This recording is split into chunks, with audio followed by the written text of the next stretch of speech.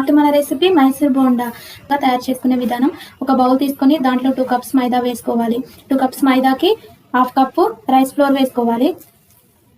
సరిపడినంత సాల్ట్ వేసుకోవాలి. 1 tea spoon జీలకర్ర, 3 గ్రీన్ చిల్లీస్ చిన్న ముక్కలుగా కట్ చేసుకొని వేసుకోవాలి.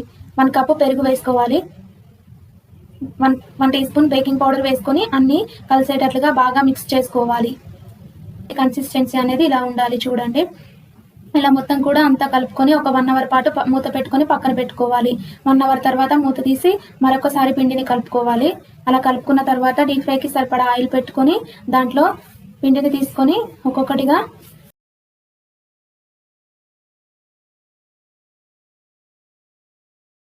పెద్దవాళ్ళైనా చిన్న పిల్లలైనా చాలా ఇష్టంగా తింటారు.